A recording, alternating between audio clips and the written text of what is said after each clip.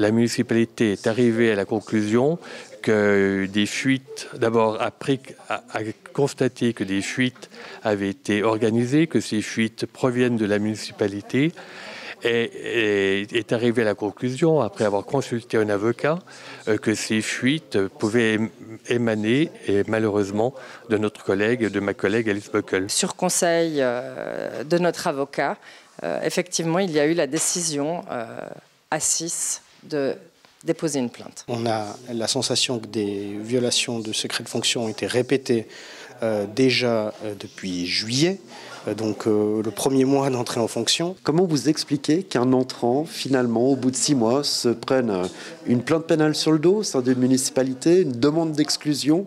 Alors, déjà, je peux vous dire que c'est vraiment pas une décision qu'on prend à la légère. Face à un délit commis d'office, c'est soit on dénonce cette situation, soit on protège. On n'a pas d'alternative supplémentaire. Si on sait que des gens ne respectent pas la loi, comment on peut travailler normalement? Il y a eu de la souffrance également au sein de la municipalité. C'était pas du tout facile de travailler dans des conditions pareilles. Donc nous avons essayé de tenter la médiation pour remédier à ça, puis pouvoir travailler sereinement en appliquant les règles d'une municipalité. Vous-même, vous dites, vous avez coaché Alice Bockel pendant 2 séances avant de jeter l'éponge. La municipalité m'avait demandé effectivement de pouvoir lui apporter un soutien sur quelques dossiers, à moi et au syndic. Et effectivement, à un moment donné, j'ai préféré concentrer mon énergie sur les dossiers que me demandait la municipalité de porter, plutôt que finalement dans l'appui à ma collègue. Mais pourquoi? Par en tout cas le sentiment de ne pas être écoutée. Vous êtes la seule à avoir dit, déjà durant la campagne, ça s'est mal passé.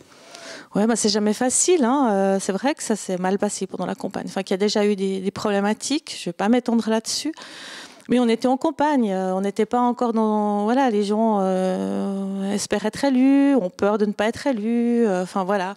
On espérait qu'au moment où des règles, où notre collègue, au moment où elle entrerait dans un cadre avec des règles, avec des lois même, se mettrait comme tout en chacun dans le train. Puis ça ne s'est pas passé.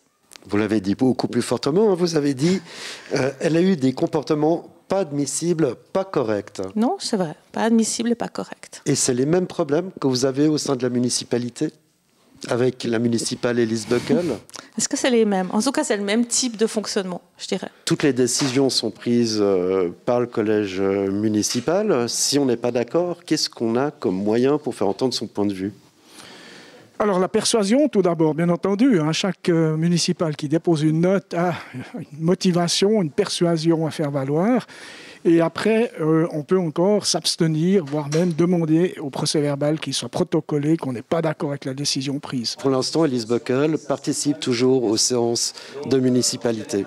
Alice Bockel a été élue par la population. La suspension n'a pas été prononcée par le Conseil d'État. Et Alice continue à siéger en municipalité, comme c'est son droit et même son devoir, je dirais. On va continuer à fonctionner comme auparavant. Hein, ça sera une décision du Conseil d'État qu'on va respecter.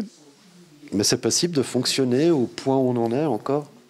Alors, je crois que le syndic l'a dit tout à l'heure, on était dans une phase de reconstruction. Donc au niveau de la municipalité, je pense, oui, ça sera très possible de recontinuer à travailler ensemble. Pardon.